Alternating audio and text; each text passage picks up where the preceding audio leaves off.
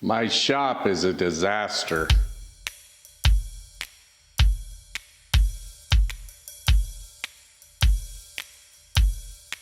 Okay, so I know the shop doesn't look that bad, but trust me, it is. Normally in the front end of the year, I take time and do a full shop tune-up, but 2025 January for me was so crazy busy with commission pieces and projects and everything, I just didn't have time to do it. But I am calling a timeout and I am going to get this stuff done because it improves my shop efficiency. Now I've created a whole list here of things I need to get done, and I'm sure that I'm going to find some more along the way, as well as I pointed out some of those things in the shop tour I did for January, and I still haven't got to those. So like I said, timeout. I'm going to do a full shop tune-up and take you guys along for the ride, show you what I do, and I try to do every year. So maybe that will help you with your shop tune-up. Okay, so the first thing I'm going to do is take care of the clamps. You can see, I hope you can see on camera, glue squeeze out on them on both sides, and hopefully the maintenance that I did last year will make this fairly easy, and this will just pop off like that. And whatever does not come off easily, I will hit with some steel wool and get these all nice and cleaned up. And once I have all the glue off them, I will go ahead and wax them up. So maybe I have a nice easy time next year as well.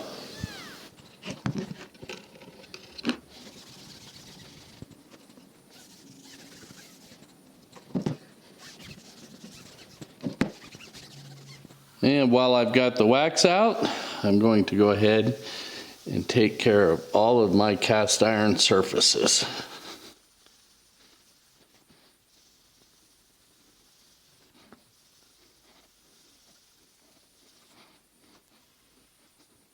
One cast iron surface that's often overlooked is the bed of your planer. It's extremely important to get that good and waxed up so that your planer doesn't have to work so hard as it's pulling material through.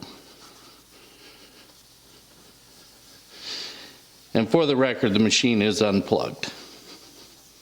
The last thing I will do today is go ahead and sharpen up the chisels. Now, I didn't use all of the chisels last year, but I did go have a good look at them, and I know which ones really need some love and which ones don't. I will start on the backs just to make sure we're good and flat here. We're still good. There's really no need to do the whole back, just like the bottom inch or so. And for what it's worth, I'm starting on a 1,000 stone here to check the back. And then we will flip it over and take a look at the front.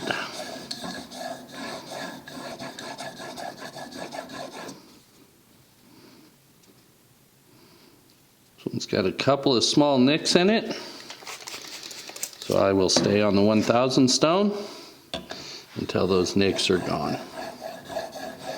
Now if I needed to, if the nicks were really bad, I could jump all the way over to this one, which I believe is 320. Also, for what it's worth, I have a Tormek. So if I were changing some bevel angles or something like that, I would probably start there. And that's actually looking really good.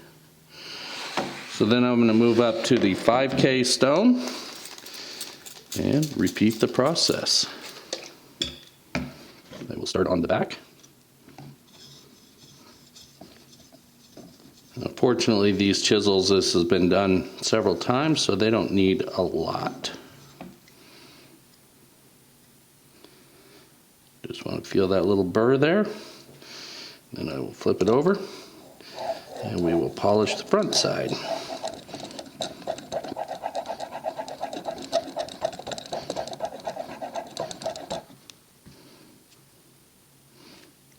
Looking pretty mirrorish. So I will put one final polish on it with 8K. And that will be plenty sharp for this shop.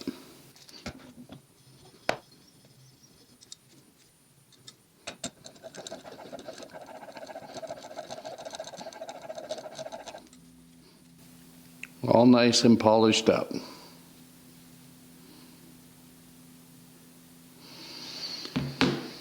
Always a good idea to keep a strop on hand when you're working with your chisels. Stropping often means you have to do less of this. I should also mention as well, this is the correct time to do the hand planes. I actually just did these last week, so these are in good shape, but sharpen them very much the same way as you do your chisels.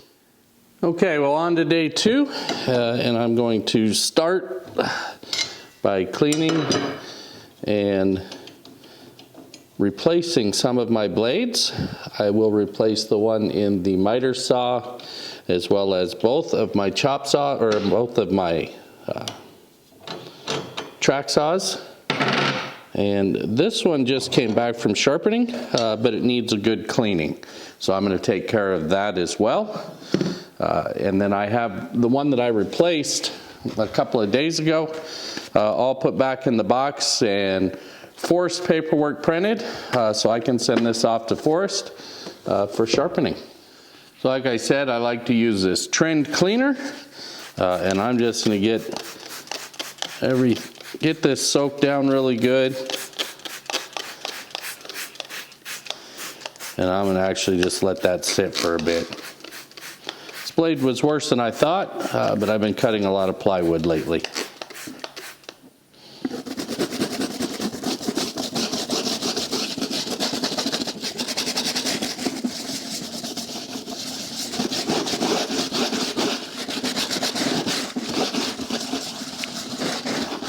So something I noticed over the last project or so is that the dust collection wasn't functioning quite as good as it should.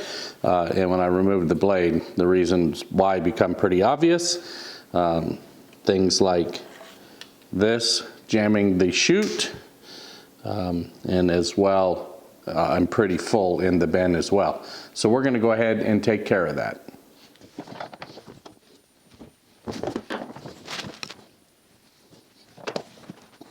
Okay, before I put this blade back in, after I cleaned all this out, I did go through and lube everything up with a 3-in-1 dry lube, just so all the mechanics work a little better.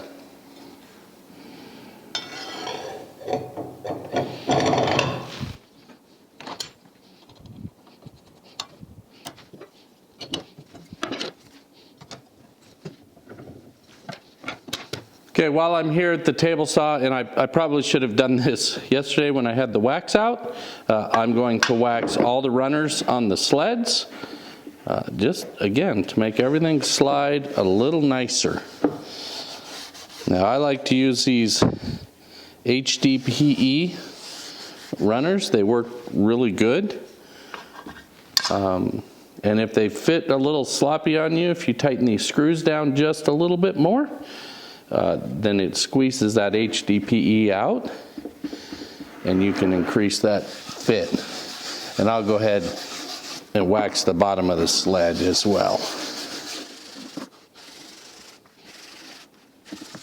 By the way, for what it's worth, this panel sled has become probably my favorite sled in the shop over a conventional sled.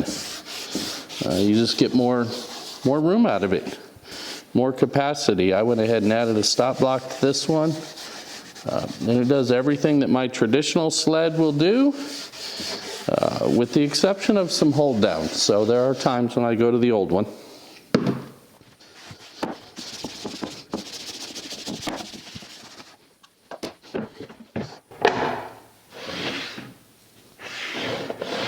Perfect. Okay, so next up is this top, and I built this top to be replaceable. In fact, you see behind me the new masonite board is there to go on. But before I do, I've got some other issues I need to take care of. Let me bring you in closer and I'll show you what I'm talking about. So as you see right here, this board moved on me. And I put plugs in here so I can't easily get to the screws to cinch this back down. So I'm gonna have to remove these plugs, and I want to fix this board before I replace the top.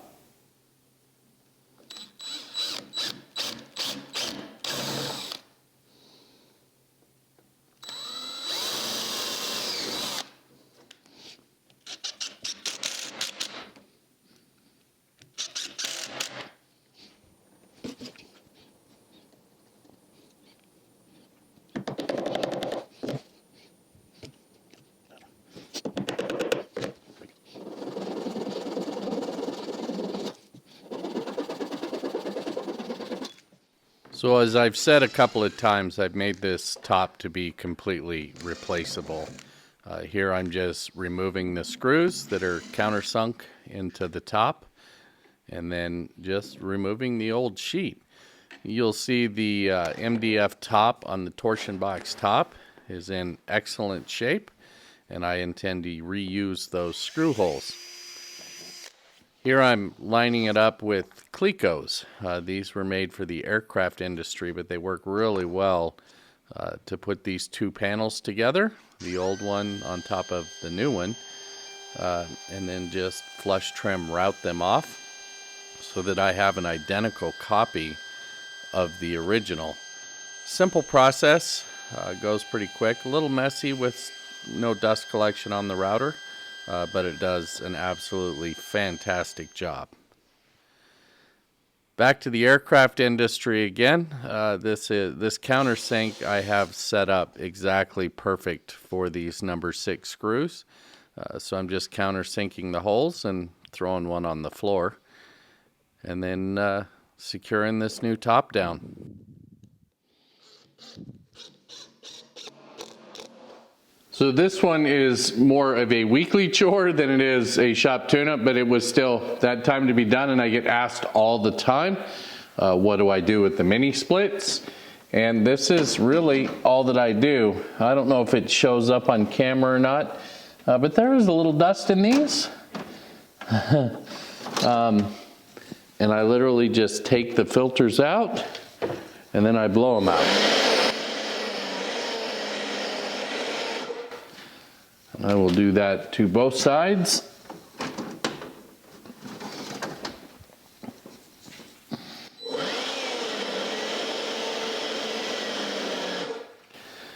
And the last thing I do is I go ahead and I blow all of this out.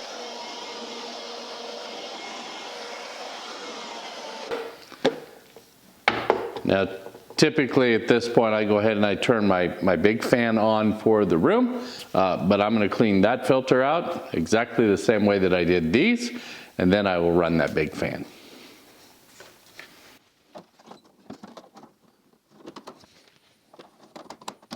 So I want to take a second and toss a shout out to a forum member who noticed this undersized fire extinguisher when I did the shop tour this year, and was so kind as to send me a new, more appropriate fire extinguisher for the shop, and it's all hung up here, and hopefully we'll never need it. All right, I know I mentioned it in the shop tour that I needed to get the holes drilled in this block because I was running out of space in this cabinet. Well, I went ahead and got those drilled, and they just take these Rockler inserts that fit in there, and they hold both 1/4 inch as well as 1/2 inch shanked bits, and they work really well. So just a matter of drilling a few holes, but I had planned for that, and I seriously think yet a bigger router bit case is in my future. So I have 3 CT26 vacuums in the shop, and I suspect they all need a new bag.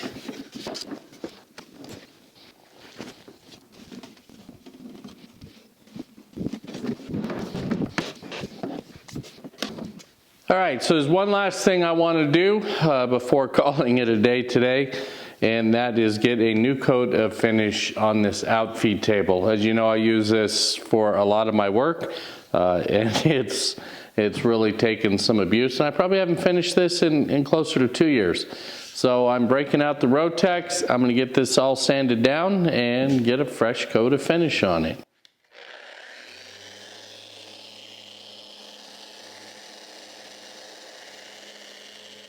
Okay, after what seemed like an eternity of sanding, I've decided it's far enough. Is it perfect? No. But again, it's an outfeed table, it's a work table, and it's shop furniture. So we're gonna go with it.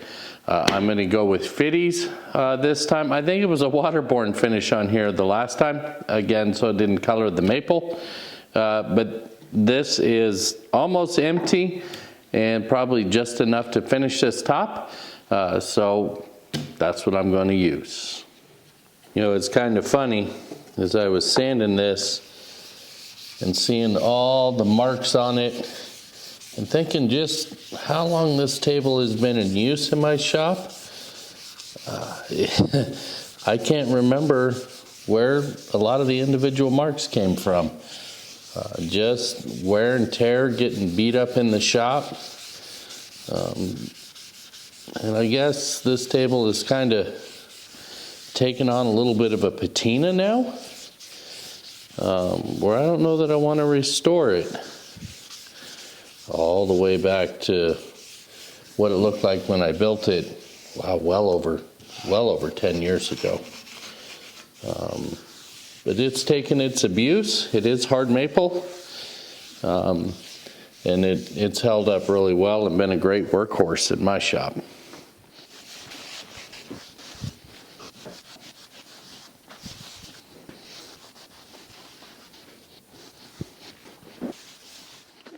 And of course, there's always those little tasks that we typically have to stop along the project to take care of. So I just wanted to do those things like top off the glue bots and resupply the screws, all the consumables, sandpaper for the sanding blocks, get them all cut. All those things that just have to be done. And it's a pain in the backside to stop mid-project to do those things. Also, I moved the glue brushes. They're now where they should be. And the very last thing I did was add a coat of finish to that new top on the assembly table. It's the end of the day for me, and I wanted to do this and let it cure overnight so the shop would be good and ready to go. Okay guys, so the last thing I want to talk about are these desiccant packs. When I was preparing for this video, I put a post up on the forums to see if there was something specific that they wanted me to add in the shop tune-up video. And there were several of them that said, don't forget to recharge your desiccant packs. To which I said, huh? I live in a fairly dry climate, and I didn't even know that was a thing. So I did a little research and followed their links that they gave me and whatnot. And here's what I've ordered. I'll put this up on the screen for you. And I've ordered some. Yeah, they can be recharged in the microwave. And I no longer have to wait for something coming in being shipped and replace my bags that way. So lesson learned for me, and thank you to the folks on the forums for pointing that out. Now that's going to wrap it up for this shop tune-up, guys. I'm super happy with this. I feel like the shop is back in shape again and ready to get some work done. So we'll move on to the next project. And until next time, guys, take care.